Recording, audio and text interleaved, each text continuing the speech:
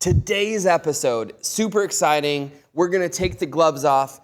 Cliff and I are going head to head on whether or not you should use automatic stock replenishment or just rely on parts manager experience. We're also gonna talk about what a day at the beach looks like for Cliff and why in no way, shape, or form should he ever have responsibility to order beer for anyone. I'm Christian Lafferty.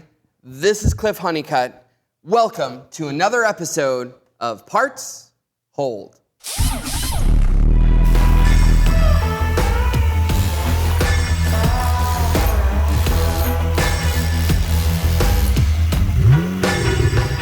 So, it's been a little while since we started this party. What's changed since you've kind of been out in the field and now people are seeing you in a podcast? Well, a lot of autographs. That was a lie. Continue on. And oddly enough, I get a lot of flowers and gifts. Also a lie. Keep going. I've had people want me to come to their children's first birthday parties, bar mitzvahs. How about a serious answer? It's opened up a lot of conversation. There's a lot of talk out there, and people are wanting more, and they're asking more questions. I think the thing that I've heard most is I think one, and maybe we didn't talk about this enough, but like even with your clients that you've been with for a while, they're like, I didn't know he knew so much about parts. I think that that's kind of a really cool thing. And then the other thing that's happened to me too is a couple of parts managers coming up and saying that they really appreciated the different ideas. And I think more than that, I think parts managers are appreciating the attention. When they're not, I wouldn't say in general they're people that are used to attention. So from my experience as when I was in a store as a parts manager, I felt like a mushroom a lot of times. Like you're just pushed, you're in the corner, and you're fed. Yeah, like if the GM came back to talk to you, it was because something bad was happening. Yeah, so your main goal was to keep the GM out of there, and you didn't want the GM or the owner or anyone else in parts. So this has opened up that parts is a legit place, that it can be a profit center, and that they're real people and have real feelings and real interest and want to be communicated to as such. Well, I think that the other thing that's coming out of this too is that they're idea people, they're solutions people, and that they can, given an opportunity, I think that they're going to see how creative they are. When you think about that too, like when you think about a parts inventory, right, and or a parts room, what we do at the back counter, what we do at the front counter is kind of the it's a little bit of the way that we've always done it. But I've always seen like some ingenious little idea, about every parts department has it, and I think that now that we're starting to celebrate that a little bit, I think it's going to then birth more great creative ideas. And I think that the best is definitely yet to come with these parts departments going forward. As far as ideas go. Yeah. So, with that being said, when you go home on the weekends, I do think sometimes you turn your brain off. And I would like you to describe a perfect Saturday for you. Oh, a perfect Saturday. Perfect Saturday, 90 to 95. Relatively high humidity. And what state do you live in for all those listeners? The Carolinas. The northern one? North Carolina, that's right. Yes. Not the Southern Carolina, although he travels to the Southern Carolina. Yeah, so correct.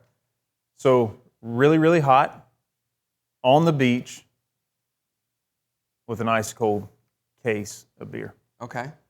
And music playing. And you're a connoisseur of beer, right? So like what's your favorite beer? I don't know that connoisseur would be really the term that I would use, but I'm a natural light guy. So Cliff endorses natural light, and I think that the picture of you, which I don't know why I've seen this, but a picture of you on a beach basically passed out with a natty light in the sand, super impressive. But I'm trying to push Cliff out of his comfort zone a little bit. So it's actually always funny. So he and I were out to dinner last night with a couple of coworkers, and I ordered him, which I think I'm waiting to hear the report back on this, but I ordered him a Peroni. And I always think it's funny when the guy that doesn't drink orders alcohol for everybody. Very true, very but true. I got to tell you, more often than not, it works out pretty well. But what did you think? So this fine Italian beer. So I thought it was super smooth, very crisp, light. It was a go-to. I don't know that it's going to work in the settings that I go, though. Well, I feel like you would have to import Peroni from like Washington, D.C. or something like that. You don't think it's selling around the Carolinas? No, I don't think that Fair statement. I don't think it's I just don't think if there's a bonfire and I break out the Peronis, I don't know how my buddies are going to feel about that. I guarantee they make you leave. Right. They're going to immediately ask me to leave. Yeah. It's going to be a disconnect from the club. You're out. You're voted out off the island immediately. Yeah. Hey, you guys want a Peroni? Get out. Right. Yeah. I feel like they would smack me at that point. You're right. You leave. Yeah. You come home with the black eye. Jim's like, what happened? Peroni. Right. What? And then she punches you in the other And then if I change the music selection from, the country that we normally listen to, put on some jazz and some Peroni. Don't get me started on jazz. That's what I'm saying. Do not get me started on jazz music. We'll save that for another episode, but jazz music infuriates me on a really, really deep level. It went really, really personal. I'm still mad about it. Even now, like just thinking about jazz music, I don't know what the deal is. But what also can be infuriating, I think, I'm curious to see how this goes today. Oh, this is going to be an interesting one. So I think that this is going to be one of those topics. I think that, I would like to say that I think that my viewpoint may be better, but and the audience may vote with me, but I'm not certain about this because before we started this episode, we kind of peeked at each other's lists, and I definitely said, oh crap, a couple of times. I feel like we should have a live voting. Who agrees with? Oh, yeah, like we definitely want to see that in the comments. Like, tell us what you think is right. But today, we are going to talk about automatic stock replenishment, which basically means the manufacturer's computer system and how to inventory parts, or parts manager experience, which is the more effective way to inventory. I would almost like to see if somebody could put in the comments which way each of us would go and which side we've chosen before we even started. Oh, wow. We're really asking the audience to do a lot right now. Sure they are. We'll let them pace themselves, but you got 5-6 seconds to put a comment in. At best. But Cliff, so let's start with you. What is your preferred inventory method, and then give me a why. So kind of just setting this up. Each of us came up with 5 reasons why we think the way that we do, and at the end of the day, I think it still kind of comes down to user preference. But we got 5 whys of why we're going the way that we are. But Cliff, I want you to start with yours, and kind of don't leave out any details, and at the same time understanding that what you're talking about, not all manufacturers are created equal with that. But. Sure. No, so I was going to say the very same thing, that it depends on the manufacturer. Some are on certain programs, some on others, and some of them that are across the board that are with multiple manufacturers. And so you have to keep that in mind too. So you're taking the side of the automatic stock replenishment. I'm taking the side of automatic stock replenishment. Yep. And what I would maybe like to hear is, I'm just going to give you my number one reason, and I just want to hear maybe a quick rebuttal. Could we do that? Yeah, we can do that. Okay. All right. So my number one out the gate is the structure. Okay, you might have to help me understand that a little bit. So the structure of it, the structure and the setup and what it's looking at. So understand that most manufacturers are looking across the board and at multiple locations. They're not simply taking just your information, but they're taking into account other stores in your area, other locations. They're also taking into account what is sold out of the distributor. So whatever comes out of distribution center, that's taken for account too in most cases of the automatic stock replenishment. But I think the structure of it and the way it's set up. Yeah. So long story short, it's a really complicated algorithm that uses more information than an individual parts manager would have. That's correct. Okay. So now in your experience, I'm just curious, I don't know the answer to this, but you've seen a few different automatic stocking programs working with different brands. Have you seen one that works really, really well? So I do like the Parts Eye. I think it's a fantastic Okay, and what's version of that that. with? Parts Eye is with Nissan. Hyundai uses it currently. I believe Kia's using the same program. Could be wrong about the Kia. And there's probably another couple brands that it's using. I do like that program. There are some things that it adds to and takes away. And we'll get into some of the other reasons on it, but the Parts Eye is a great version. Okay, so and let's do that too. Is that kind of explain how the Parts Eye, how it works? Like, what's the purpose of it? And the end of the day, like, what makes it trigger something that it puts on your shelf? So it could possibly use someone else's inventory to suggest an item for you stocking. Okay, so that's a game changer a little bit. So let's say, I've got clients in North Dakota, and up in North Dakota, it gets really, really cold in the wintertime, and on some of those cars, there's like some components that fail because of cold weather. Right. So what you're saying is if I've got a store up in North Dakota and 2 or 3, let's say Chevrolet dealers, 2 or 3 Chevrolet dealers around me in North Dakota are starting to sell a lot of this fan part or whatever it is, right? So it may actually throw an automatic stock onto one, even if we haven't sold one, saying that the environment is such that these dealers are selling this. That there's an many parts. opportunity to sell that part, and there's an opportunity to have a demand for that part, and an opportunity for a lost sale for that part. Okay, which is still beneficial too, because if it puts that on, okay, that's interesting. And what you're saying is that as a parts manager, even with 30 years of experience, you don't know what everybody else has on their shelf. I don't think, in most cases, you can't outthink the computer, was the way I always believed. Okay, because the algorithms are fairly complex. Sure they are. Okay. Yeah, so that makes sense. Okay, what else you got? That's pretty good. So number 2 on my list is it kind of streamlines the process. Okay. So in other words, a lot of times I had to put in a lot of information, make sure that it was all added to the system. If I'm doing a handwritten log for my lost sale items, I had to make sure that was input before I did my stock order. I made sure everybody had their special orders input. The automatic stock replenishment allows a more streamlined process.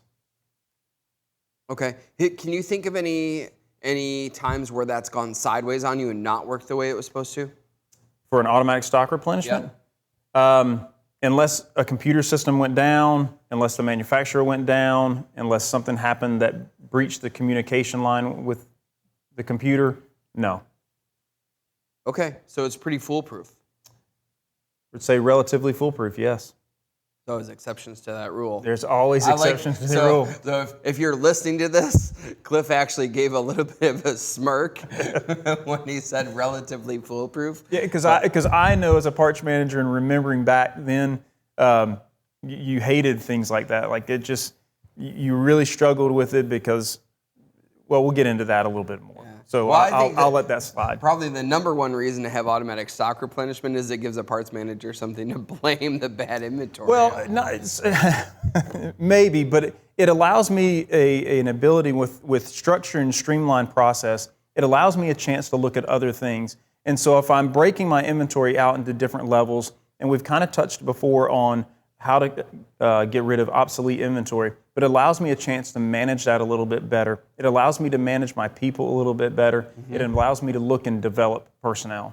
And so I think that that's another element of it with the structure and the streamlined process that allows me to go into the warehouse and do perpetual inventories. I loved, as a parts manager, just being in the warehouse. That was something I enjoyed, something I wanted to be a part of. Maybe even a point where I would go out with delivery drivers on wholesale runs to visit the wholesale customers. I just wanted to be a part of the whole thing. And so sometimes I might check in an order. I may be in the warehouse. I may go out with a delivery driver. Chances are I didn't hang out at the back counter very much, but I might go to the back counter. I would go to the retail counter. It gives me an opportunity with structure and streamlined process that I'm not sitting in my office for hours on end. Or if I am, it's allowing me an opportunity to run other reports, to do other things, to check my margins, check my matrices. So that was 2. So you got structure and streamline. Yep. And then number 3, and it kind of goes hand in hand with both the 1 and 2, and it's the return policy. Okay, so you're saying that the return policy is always better when you have automatic stock replenishment. Yeah, for sure, because it's guaranteed. In the sense of the parts eye, it's guaranteeing your inventory. If you accept the item on there, it's guaranteeing that inventory. For how long? 12 months in the parts eye system. So if you forget and it goes back on 13, it's on you, but if you do it 12 months or earlier. It's going to suggest to you the returns. You don't even have to do anything there. It's suggesting the return for you. So not only is it doing a suggested stock order, in a lot of cases, the manufacturer's ASR is suggesting a return as well. Mm-hmm. So again, streamlined process, return policies better. I don't run into an obsolete. I don't hang on to that old nagging 76 Cordoba door panel. I'm getting rid of it a lot sooner. It's allowing me better coverage for a period of time, and it's allowing me to keep my inventory a lot cleaner and a lot smoother process to get it returned. Okay, interesting. All right, what else you got on there? Time management. Again, I'm playing all the way through. 1, 2, 3, 4 have all been very similar in the sense that I've got structure, I've got a streamlined process, I've got a return policy, and now I've got time management. Now I have some freedom. I have some freedom to grow my department. I have an opportunity to pursue other avenues, whether it be online sales, more wholesale, whatever the case it is. It gives me an opportunity to have a better time management. I have some freedom. I have some ability to check my matrices. I have an ability to do lots more things because my time is managed better. That's interesting. So you don't have your nose dug into the reports as often when you got the computer doing work for you? I still want to run my reports, but the thing that I'm not getting trapped in is I'm not running the same thing and having to do repetitive things. I'm running the stock order, I'm sending the stock order, and I don't have to worry about returns. So now I can dive down deeper into where I can separate my inventory out and be better with my pricing structure.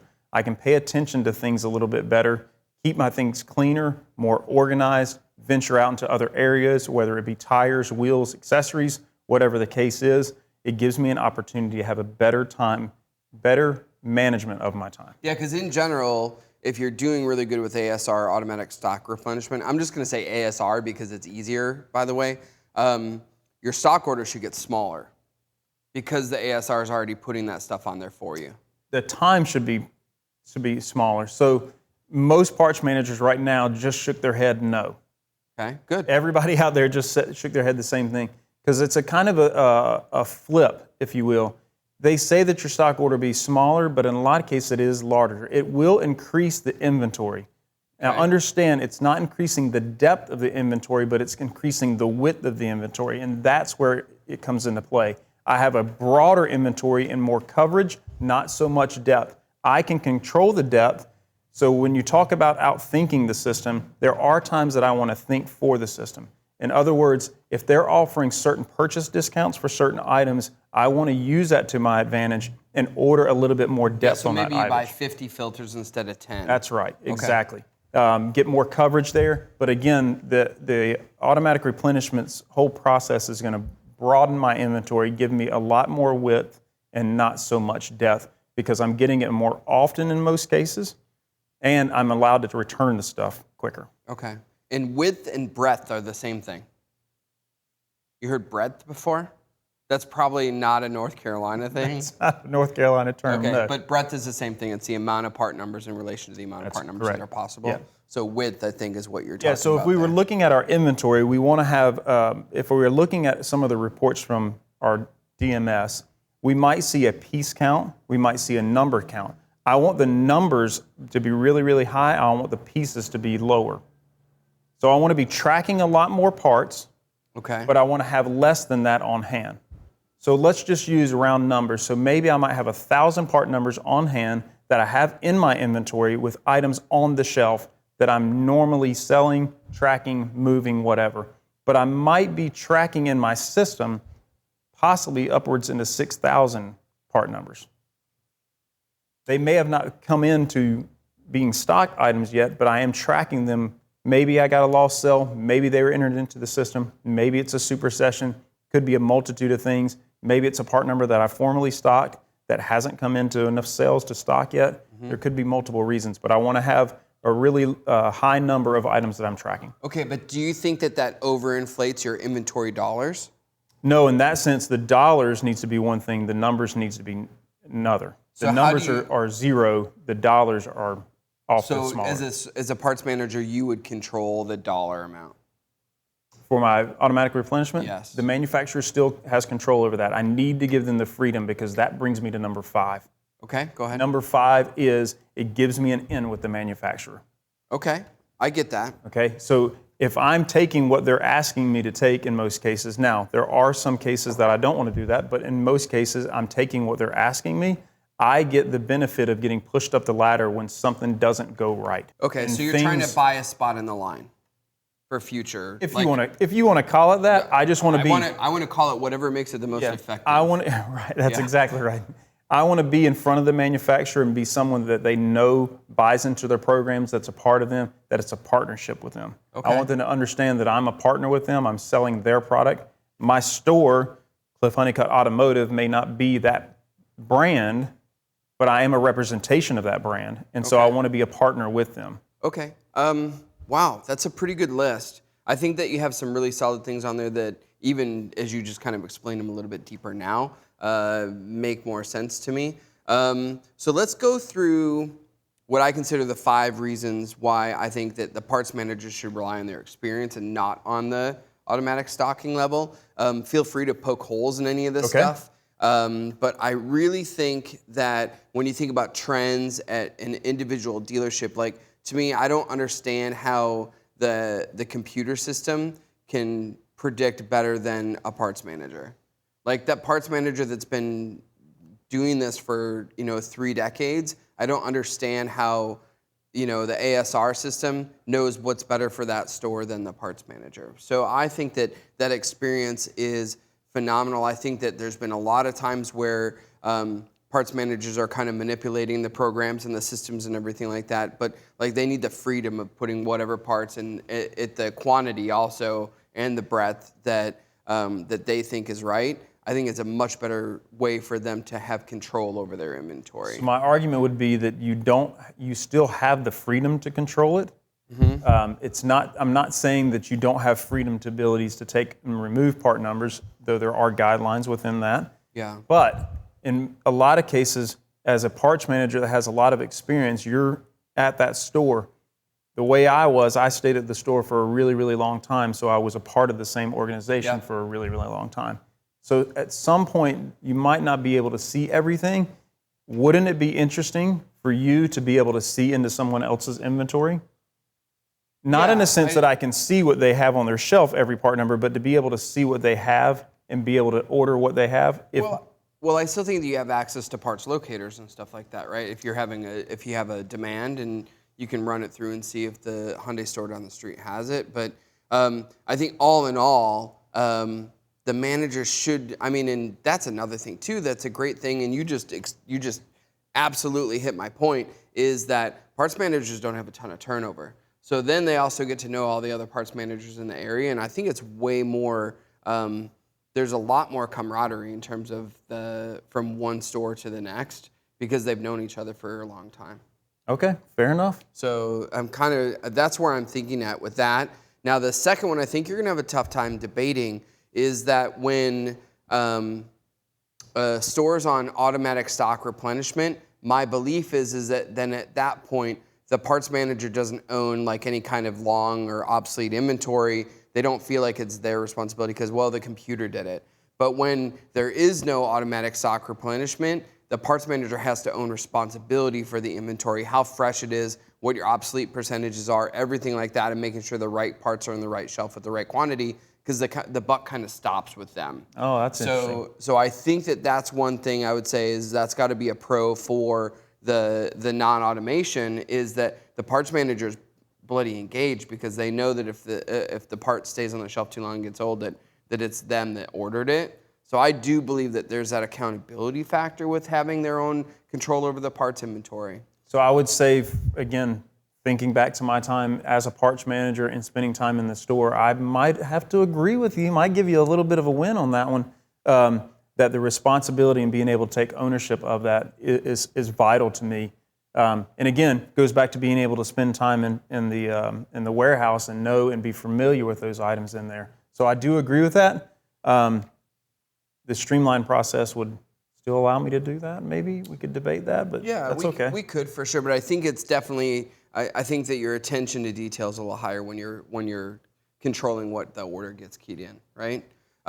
So my third belief is that when you're in charge of your own parts inventory, is that you're actually returning less. I think that what happens naturally is when you're on an ASR, I think that parts come to you and then they go back. I think that it's just, there's like a natural margin for error, like the predictability of the system. Okay. I think is always going to put parts on your shelf that technically you don't need and you end up sending them back. Whereas the parts manager that is in control of their inventory, really paying close attention to it, has less returns because they're not putting the wrong parts on the shelf. Because they're able to spend more time? Well, I think they're spending more time, and I also think that what happens in some cases, and this could be good or bad, but I would say that in general, a parts manager controlled inventory has less width or breadth than an ASR inventory, so that would make me feel like there's less returns. So I would tend to agree with you in a sense that I've said it multiple times, but garbage in, garbage out. So if the correct information is being put in there and I'm watching those items, then maybe there is less returns involved in it. I still think the return policy for the ASR gives you more freedom. Yeah, I think you get a lot more sins forgiven through the ASR system. That's a great way to put that. So you might be right. Now, it kind of brings me to my next point of why I think that parts managers controlling the inventory is better is I still, even with what I've seen, and I accept that it's not quite as intimate as you, I always think the ASR is a little clunky. I don't know that they've completely got the user end of it worked out. I believe they do a decent job with the algorithm in the math that goes into the whole thing, but I feel like the usability for a parts manager is not quite what it could or should be, and I think that is a huge turnoff for people trying to sign up for that stuff. So you mean in a sense that you have to go to one place to do one thing, you have to send it through your DMS, send it to the manufacturer website? Is that what we're kind of talking about when you're saying clunky? There's too many little hoops to hop through. I'm ashamed to say this, but there are some things on your list that I would agree with. Good. Well, whew. That's one of them. Yeah, I think that as they get better at that interface process, I do think that it could possibly lean you more towards like an ASR choice if I was kind of deciding between the two. And then the last thing, I think this is really, it's kind of subjective at the same time, but I always feel like with a store that's got automatic stock replenishment, like it's really one-sided. Like we're really just kind of doing the bidding of the manufacturer. Oh, okay. And the other thing that I think that happens is when you're leaning on ASR, you're not as creative with your sourcing. Okay. So I think that we rely on the manufacturer to do all the stuff. And if we're going to get a part, we're going to get it from a manufacturer. But in today's day and age, with backorder parts and inability to get chips and all this other stuff that's going on, like we've never had a point where parts managers need to be sharper than they need to be right now. Okay? And I always think about that, like if we're automated, and I always think, even like with our brains, right? So I think you and I have talked about this before, but our brains, we essentially have two ways that we think. We've got automatic thinking, we've got manual thinking. So automatic thinking is stuff that requires absolutely no extra energy to kind of come up with what we need to do. So breathing would be a good example. It's like none of us are sitting here thinking about, okay, time to breathe, okay? And I think about ASR the same way. It's like ASR, you don't have to put any energy toward it, just kind of does it. So what happens is our logical inventory muscle starts to get lazy. So then we're not really doing a good job of trying to be creative with alternative sourcing. So somebody comes to us and they're like, okay, I need a differential for this used car. And we're like, it's back ordered for 2 months. So and then they order the part, they throw the ticket on a shelf, and then it waits. As opposed to, a guy that's always in charge of his own inventory looks and says, you know what? I know the manufacturer's back order, but let me check 5 or 6 other places and see what I can come up with. So let me ask you a question before we go any further. When you're saying sourcing, just because I want to make sure that we're communicating on the same thing, are we talking about sourcing of the inventory, or are we talking about getting it from a different place? Getting it from a different source. Yeah, because I thought you might have used my own stuff on me there for a minute, which I thought was really, really clever, which I wouldn't bash you to do. So you're talking about other sourcing as in other vendors maybe? That's right. Okay. All right, fair enough. So other vendors having a different source for where we get our parts from. Because Okay. I think that, I bet if we look at it, if you look at ASR and the percentage of parts that come from the manufacturer, I would almost guarantee that it's higher in stores that have ASR versus stores that have manual parts ordering. I would agree with that. So, Yeah. so I think at the end of the day, really what we kind of are coming up with is that both could work. I think it's whatever fits your business model. And you've got to evaluate what's best for your store and for your customer. Yeah. In the end. So kind of recapping, Cliff's belief that ASR is better is because of the structure, the streamlined process, the return policy, the freedom for a parts manager to have time management because they're not sitting there worrying about the inventory. And then there's also the kickbacks from the manufacturer and kind of being in good graces with the manufacturer. So those are the 5 reasons Cliff thinks ASR is better. My belief on the parts manager kind of having that control is that they've got 30 years of experience providing into what they're putting on the shelves and taking off the shelves, that the parts manager owns the responsibility for what's in the inventory when they're responsible for doing the orders. Also that there's less returns when you're doing manual ordering versus the automatic stock replenishment. The computer system's a little bit clunky on ASR, so we believe that if they're not having to worry about all those different interfaces, that it's better. And then we got creativity with where we're willing to go to get a part when we're not relying solely on the manufacturer for that. So those are our 5 reasons for each. I think you could, Cliff hit the nail on the head. Really, it depends on your business model. And at the end of the day, cleanliness is next to godliness. I think that that's kind of one of the themes that I've gotten from Cliff is I get to learn about some of this part stuff too, is that really how clean you keep it has a lot to do with how effective your inventory management is. I just think you have to evaluate it. You're going to have to make your own list, your pros, your cons of the reason why it would or wouldn't fit your business model.